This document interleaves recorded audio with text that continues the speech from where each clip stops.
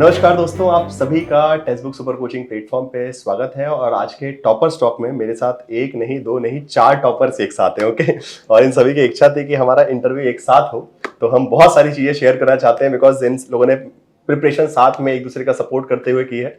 तो वो दोस्ती यारी दिख रही है मुझे इनके बीच में। ठीक है, काफ़ी देर बाद इंटरव्यू का नंबर आया वैसे, बिकॉज सुबह से बहुत सारे इंटरव्यूज थे।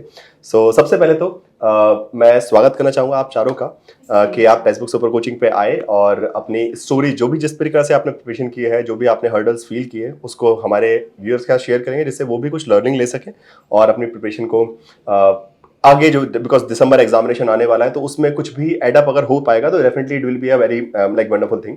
सो स्टार्ट करेंगे। चलिए, सबसे पहले विजय जी आपसे कि थोड़ा सा आपके बारे में इंट्रोडक्शन दीजिए कि आप कहाँ से बिलोंग करते हैं, क्या क्या किया है आपने, प्रिपरेशन वगैरह कहाँ से। सर, मेरा नाम विजय प्रताप वर्मा है और मैंने 2021 में मास्टर्स कंप्लीट करी पब्लिक एडमिशन जामिया मिलिया इस्लामिया से। और करंटली मैं ऐसे तो यूपीएससी की तैयारी कर रहा हूँ, बट मैंने पोलिटिकल साइंस में अपना ऑप्शन ले रखा है, तो मैंने ज़्यादा से ज़्यादा पीवाईक्यू पे फोकस किया। नहीं, प्रिपरेशन के बारे में तो ठीक है, बट मैं चाहता हूँ कि मास्टर्स वगैरह भी आपका हो गया है कि कंप्लीट हो चुका है, मास्टर्स हो चुका है। ठीक है, और अभी मैं बस इसी तैयारी कर रहा था। ठीक है, आप बताएंगे। सर, मेरा नाम विशाली कश्यप वैशाली जी, है। मैंने ग्रेजुएशन डीयू से किया था अपना, उसके बाद इग्नू से पॉलिटिकल साइंस में मास्टर्स किया है। ओके, फिर जामिया से पब्लिक एडमिनिस्ट्रेशन से भी मास्टर्स किया है। Double MA. हाँ ओके, जी। फाइन। उसके बाद क्या नाम है, मैंने नेट के लिए मतलब एग्ज़ाम दिया था, जेआरएफ के लिए दिया था, बट नेट ही क्लियर हो पाया अभी। ठीक है। सो ये अभी इस बार कौन सा अटेम्प्ट था आपका? मेरा थर्ड अटेम्प्ट था थर्ड सर। अटेम्प्ट हाँ है, जी। ठीक है। सो सीरियस अटेम्प्ट ऐसे कब से स्टार्ट किए हैं, मतलब सीरियस सिंसियरली पढ़ना वाला? एक होता हाँ, है कि सर, हम ये चलिए पेपर निकला दे दे, दोस्त नहीं, लोग दे रहे मैंने हैं, हम भी दे सर दें। स्टार्टिंग से जून में जब मैंने फर्स्ट टाइम दिया था एग्ज़ाम, तो मेरा बस। सीरियस से ही था। ठीक है, हाँ जी, हाँ जी। वैसे मैंने आपको देखा है क्लास वगैरह में काफी एक्टिव रहते हैं, रेगुलरली टेलीग्राम वगैरह पे हाँ मैसेज जी, कभी ना हाँ कभी जी। दिखते रहते हैं। So over to you. हाँ सर, मेरा नाम रोहित है। हाँ जी, मैंने ग्रेजुएशन अपनी दिल्ली यूनिवर्सिटी से करी है और मास्टर्स मैंने इग्नू से करी हुई है अपनी। ठीक है। और उसके बाद सर 1 साल तक मैं वर्किंग था। देन सर मेरा ये 4th अटेम्प्ट था। अच्छा, हाँ, नेट का, और ये 3rd टाइम नेट है सर। चलिए, जी, जेआरएफ की उम्मीद है अगली JRF बार, की उम्मीद है डेफिनेटली सर, वो तो बिल्कुल। बनी रहनी चाहिए और वो जी होगा सर। भी। इस बार थोड़ा सा वैसे मेरे आपसे थोड़ा सा इंजस्टिस हुआ है क्योंकि कट ऑफ इतना हाई गया, मतलब Yes, मेरे sir। हिसाब से आप लोगों को लग रहा है कि आपने नेट किया, बट असलियत में जेआरएफ ही है। जितना स्कोर जाता है, मतलब जो कट ऑफ यूजुअली जाते हैं, जो कट ऑफ आपको क्लास में ही बताए गए थे और आपने पिछली बार के भी देखे, वो तो एग्जैक्ट नंबर हमारे पास थे, बट इस बार इवन जिन्होंने वो कट ऑफ भी क्रॉस किया उनका भी नेट से ही उनको कॉम्प्रोमाइज करना पड़ा है बिकॉज एक्सट्रीमली हाई है। बट ठीक है, जस्टिस थोड़ा लेट होगा, बट डेफिनेटली होगा। और सर उसके बाद वो एग्जाम कैंसिलेशन था, हाँ, तो बहुत वो सारी भी एक चीजें फैक्टर था बहुत ज़्यादा। चलिए, अतिका। मेरा नाम आतिका आसिफ है। मैंने अपनी ग्रेजुएशन दिल्ली यूनिवर्सिटी से की है और रेगुलर मोड से, और फिर उसके बाद मैंने मास्टर्स इग्नू से किया है अपना 2023 में। और दिसंबर में मैंने फर्स्ट अटैम्प्ट दिया था अपना, उसमें एग्ज़ाम प्रेशर के अकॉर्डिंग तो मेरा रह गया था कुछ मार्क्स से, तो ये मेरा सेकंड अटैम्प्ट था जून में, जो अभी कैंसिल हुआ था। मतलब मैं क्लासेस में भी आपको पिछले 6-7 महीने से ही, जी, मतलब जी, दिसंबर से ही मुझे यहाँ तक याद है, जी। बिकॉज मुझे थोड़ा थोड़ा याद रहता है कि कौन स्टूडेंट मुझे कब कहाँ लिख रहा है, तो इतना यूजुअली नाम याद आ जाते हैं। सबके फेस तो आप लोगों को याद वैसे भी नहीं हो सकता बिकॉज हम लोग चैट पे होते हैं, बट हाँ, कैसे जो थोड़ा सा क्लास में ज्यादा एक्टिव होते हैं तो उनके नाम याद है कि ये पर्सन है, ये इनके सवाल आ रहे हैं या फिर टेलीग्राम में मैसेज आता है। चलिए, सो हम एक करके क्वेश्चन, बिकॉज आप लोगों के सबके अपने अपने एक्सपीरियंस है कि कैसे प्रिपरेशन की है। सो सबसे पहला सवाल मैं आपसे स्टार्ट करूंगा बिकॉज आपने अभी बहुत रिसेंटली स्टार्ट किया प्रिपरेशन। तो पहला सवाल ये है कि जब हम प्रिपरेशन स्टार्ट करें तो what should be according to you the first step a student should take? पहला कदम क्या होना चाहिए जब आप इस यूरिसनेट के समुद्र में कूद रहे हैं? तो आपको लगता है कि सबसे पहला पड़ाव आपको पकड़ना चाहिए? सर, मुझे ऐसा लगता है क्योंकि दिसंबर में जैसे मैंने एग्ज़ाम दिया था, फर्स्ट अटैम्प्ट था, तो एग्ज़ाम प्रेशर के चलते मैंने क्वेश्चन छोड़ दिए थे और एक तरीके से कहूँ तो अब मैंने हार मान ली थी, क्योंकि मुझे ऐसा लग रहा था मेरा फर्स्ट अटैम्प्ट है और पहली चीज़ कि फर्स्ट कॉम्पिटिटिव एग्ज़ाम में मैं बैठी थी, तो इसलिए मैंने कुछ क्वेश्चन छूट गए थे, तो एग्ज़ाम रह गया था। फिर उसके बाद से मैंने जब जून में एग्ज़ाम दिया तो जून तक भी मैंने कोचिंग अटेंड नहीं की थी, टेक्स्ट बुक से मैं नहीं जुड़ी थी। लेकिन जब एग्ज़ाम दिया और एग्ज़ाम के बाद मुझे लगा कि शायद अगर मैं ले लेती हूँ हेल्प कहीं से, स्ट्रक्चर वे में मैं कर लेती हूँ अपनी प्रिपरेशन, तो कुछ अच्छा हो सकता है। क्योंकि नेट के तो मेरे मार्क्स बन रहे थे जून में भी, लेकिन फिर इसलिए मतलब मैंने जून के बाद सब्सक्रिप्शन लिया टेक्स्ट बुक से, और फिर जो अभी था तो स्कोर अच्छा रहा मेरा। और बट हाँ, जेआरएफ अभी उम्मीद बची है, बट ठीक है, वो भी होगा आगे। तो इसलिए तो फिर मैं यही बोलूँगी कि अगर मतलब स्ट्रक्चर वे में मुझे गाइडलाइंस मिली, मतलब गाइडेंस मिली है तो टेक्स्ट बुक से मिली है। वहाँ पर मतलब ये है कि आपको ओवरऑल सारी ही चीज़ें मिल जाती हैं। मॉक टेस्ट, अब मैं क्या करती थी, फ्राइडे तक तो मैं अपना नॉर्मल क्लासेस लेती थी, उसके बाद उन्हीं क्लासेस को, वीडियोज़ को रिवाइज़ करती थी रात में, और फिर जो सैटरडे संडे रहता था वीकेंड्स पे मैं अपने मॉक टेस्ट लगाती थी। 3 आवर्स का मॉक टेस्ट लगाती थी, फर्स्ट पेपर 1 पेपर 2 दोनों का साथ में। तो दोनों का साथ में ही 3 घंटे, क्योंकि सबसे ज़्यादा मेरा वहाँ पे लूप होल यही रह गया था दिसंबर में कि टाइम के अकॉर्डिंग मेरी स्ट्रेटजी नहीं बन पाई थी। तो यहाँ टाइम मैनेजमेंट का मेरे साथ इशू था, तो 3 घंटे मैं बैठी लगातार। तो सैटरडे संडे में मैं ये करती थी, मॉक टेस्ट करती थी। तो मेरा इस बार टाइम बहुत अच्छे से मैनेज हो पाया, और इवन के बहुत पहले ही मतलब मैं कंप्लीट हो चुका था अभी जो मैंने एग्जाम दिया। टाइम मतलब एग्जाम हॉल हाँ। का टाइम मैनेजमेंट अगर आप पहले सीख लेंगे तो बहुत हेल्प करता है, बिकॉज बहुत सारी चीजें ऐसे ना जो कॉम्पिटिशन वाला वो फ्री के मार्क्स हैं, कई लोग वो फ्री के मार्क्स छोड़ आते हैं बिकॉज टाइम मैनेज प्रॉपर्ली नहीं हुआ। तो रोहित से मैं पूछना चाहूंगा कि जैसे आप प्रिपरेशन जब कर रहे थे, ठीक है, अब सिलेबस इतना बड़ा होता है, सबको पता है कि पॉलिटिकल साइंस का सिलेबस अपने आप में अपार है, पेपर 1 अपने आप में एक नया चैलेंज होता है because it's a new thing for most of the students. So आपके हिसाब से सिलेबस कवरेज का सही तरीका आपने क्या सोचा है कि कैसे कैसे करके मैं सिलेबस को टारगेट करूंगा? यूनिट बाय यूनिट टारगेट कर रहे थे कि आप टॉपिक बाय टॉपिक टारगेट कर रहे थे, क्या आपने डिसाइड किया था? सर सबसे पहले मैंने ना सिलेबस देखा और उसमें ना रिलेटेड यूनिट्स देखे हैं, जैसे यूनिट 1, 2 एंड 3 ये बहुत हार कनेक्टेड, तीनों के तीनों थॉट एंड थ्योरी है बिल्कुल।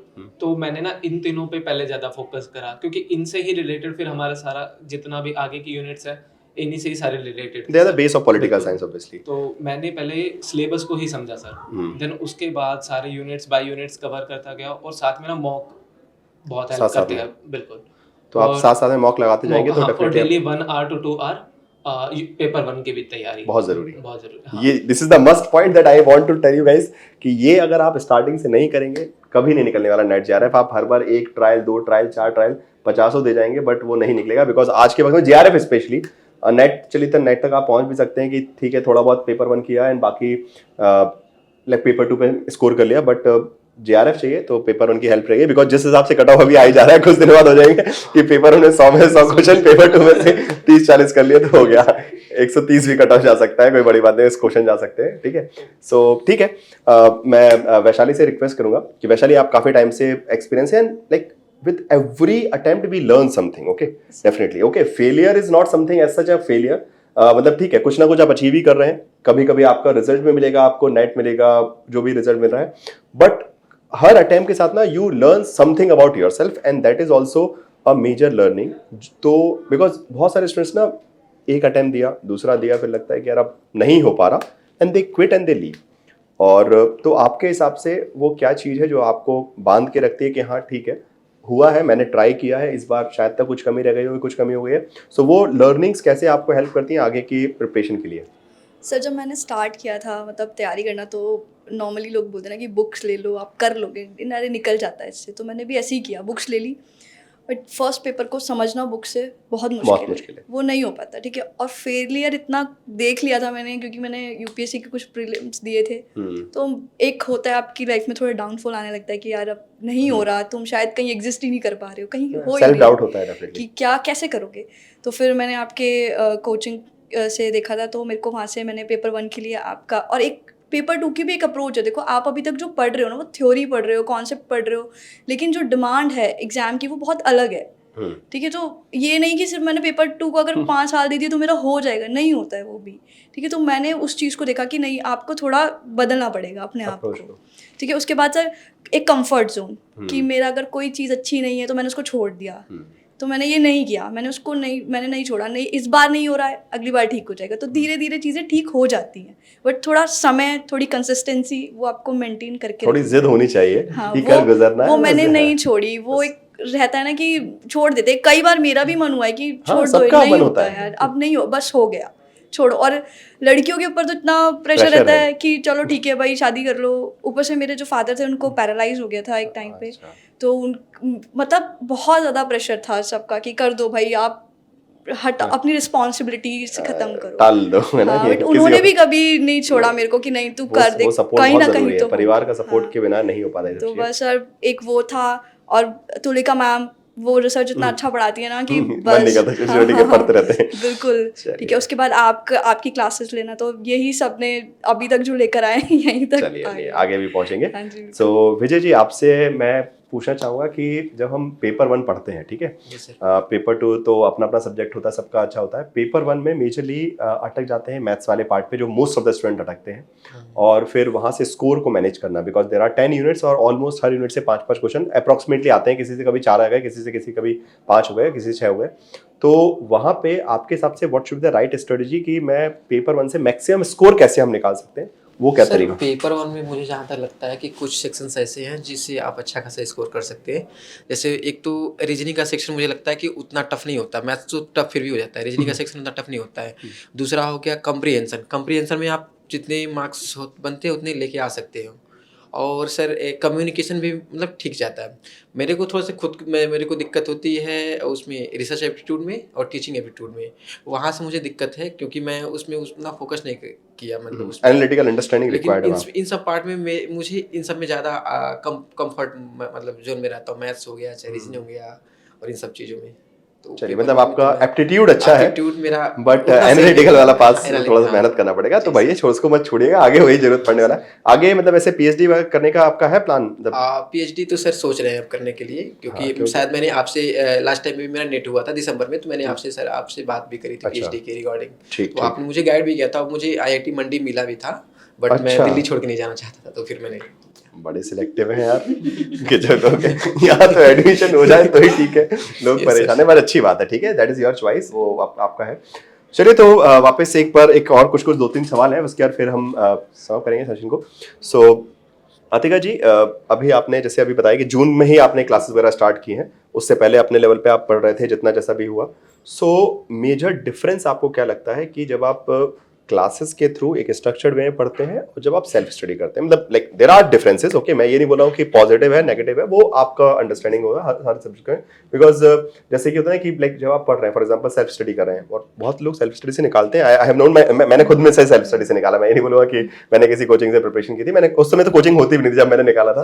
तो सबसे ज्यादा तो मैंने पेपर 2 के लिए अगर ली है, तो आप मैथ क्लास और पीवाईक्यू। ठीक, तो बस मैं वही पूछना चाह रहा हूँ कि जब जैसे हम उसमें शिफ्ट होते हैं जब स्ट्रक्चर्ड कोर्स में, so how that structured course is different from, और let's say what are the extra edge that it gives to a student in the preparation? वो स्ट्रक्चर्ड कोर्स का क्या फायदा किसी को भी मिल सकता है, और या फिर कैसे लेना चाहिए फायदा अगर ले रहे हैं तो? सर जब हम खुद से सेल्फ प्रिपरेशन कर रहे होते हैं तो उसमें डिफरेंस ये आता है कि क्योंकि हमारे पास हम कहाँ से पढ़ सकते हैं, बुक से ज़्यादातर हम आईटी के सेशन देखते हैं और जो भी फ्री सेशन अवेलेबल होते हैं, लेकिन उसमें एक नेगेटिव मतलब ये बोलते हैं कि एक जो पॉइंट होता है वो यही रहता है कि मॉक टेस्ट अवेलेबल नहीं होते हम लोगों के पास।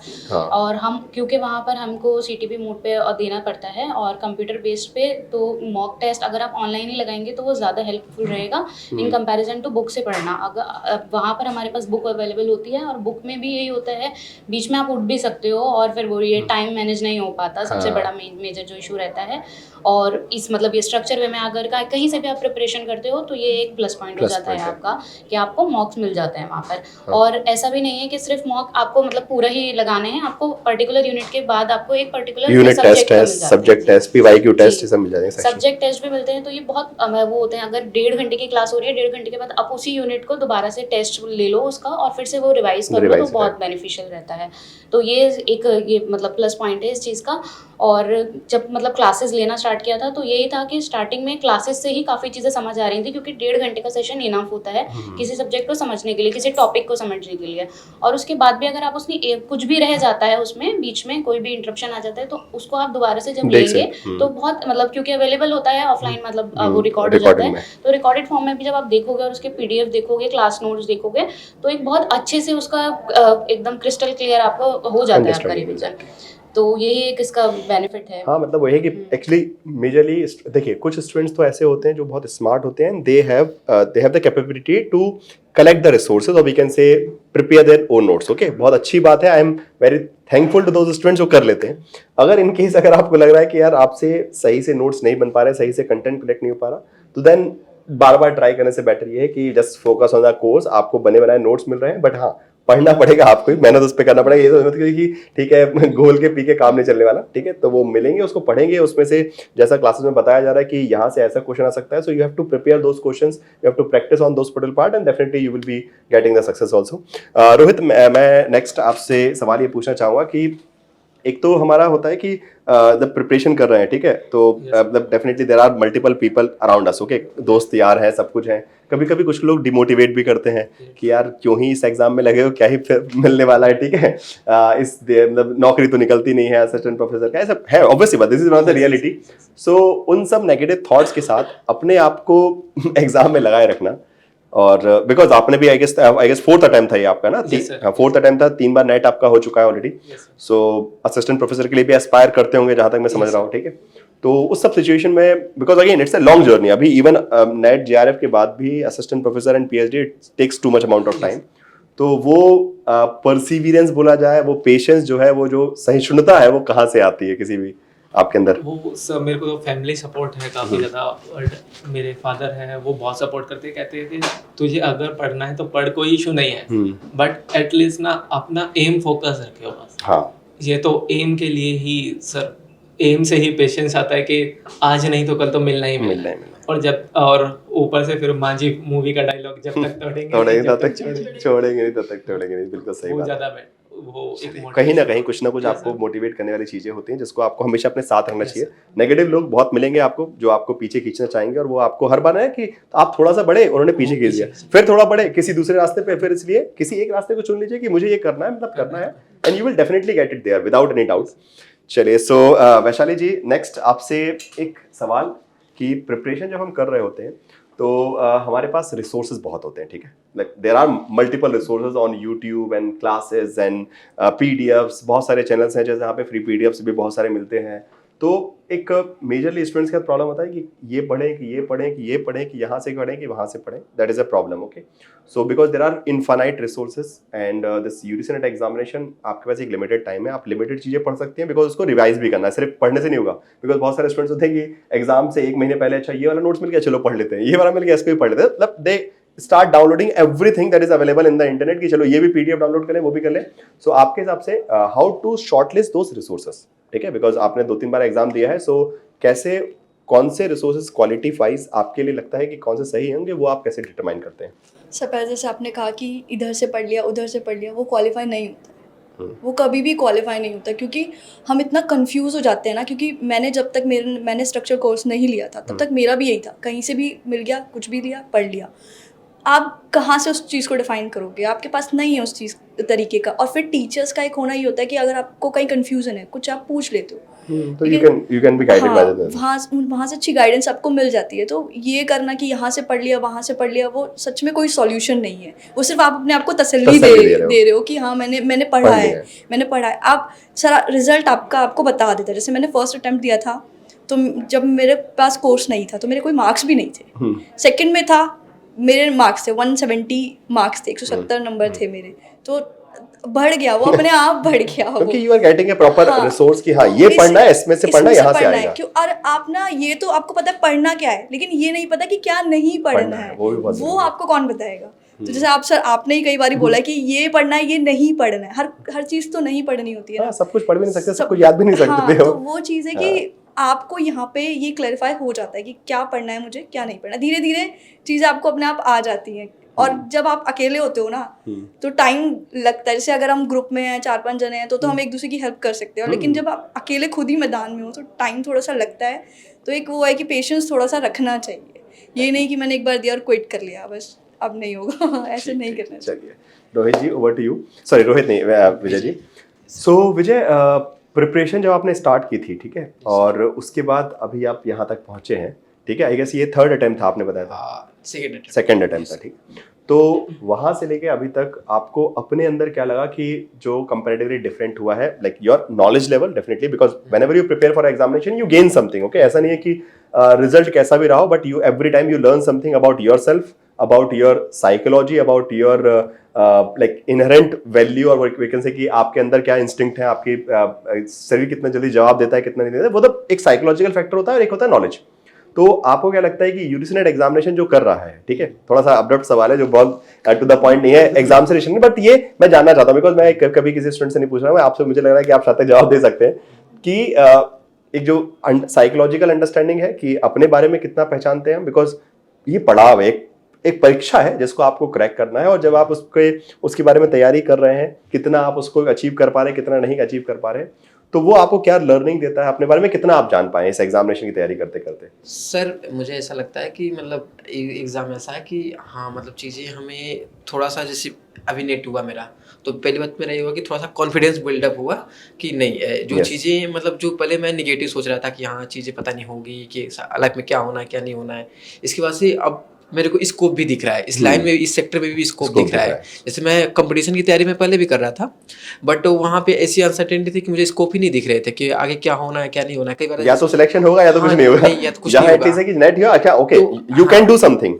हाँ, तो एटलीस्ट अब ऐसा लग रहा है कि नहीं, अब तो ऐसा है कि अब मैं अपने साथ के लोगों को देख रहा हूँ तो उनसे तो मैं अपने आप को बेटर पोजीशन में पाता हूँ, अच्छी पोजीशन में पाता हूँ कि हाँ नहीं होना है, अब तो होगा, अब आज नहीं तो कल होना है चीज़ें, और सही जा रही है चीज़ें। अब पहले जैसे नहीं, पहले एक होता था कि थोड़ा सा कभी डर लगता था कि क्या कुछ कर पाएंगे नहीं कर छोड़ पाएंगे, के तो नहीं जाना पड़ेगा, हाँ, और जाएंगे तो फिर क्या करेंगे, क्या कहेंगे लोग, मतलब वो चीज़ें हैं कि मतलब एक ग्रामीण एरिया से आए, वो होता है, वो साइकोलॉजिकल फैक्टर होता है, डेफिनेटली सारी चीज़ें थी। अब वो चीज़ें वो डर निकल गया है कि नहीं अब अच्छा कर ले जाएंगे। क्योंकि होता है ना जब हम छोटी छोटी, जैसे आप सब भी नेट अभी पहुंच के आए ना, तो कहीं ना कहीं एक कॉन्फिडेंस डेवलप होता है कि यार चलो कुछ तो किया है, ठीक है, हो सकता है कि जो शायद तक लोग एक्सपेक्ट कर रहे हैं उतना नहीं हुआ, but inside you are happy with your own work कि यार मैंने मेहनत की थी और मुझे एक रिजल्ट मिला है, आगे थोड़ा और मेहनत करेंगे और दूसरा बेटर रिजल्ट मिलेगा। बट यस लाइक मैं जीरो पे नहीं हूँ, क्योंकि होता है ना कि लाइक कहीं ना कहीं जैसे आप मान लीजिए यूपीएससी एग्जामिनेशन दे रहे हैं आप, ठीक है, वहां तो सीधा रिजल्ट आता है कि गया मतलब गया कुछ नहीं है, ठीक है, सो मतलब स्टिल वहां पे भी कॉन्फिडेंस है, ऐसा नहीं लोगों को, बट ये है कि यूजीसी नेट में एग्जामिनेशन में देखा है कि it is a small happiness but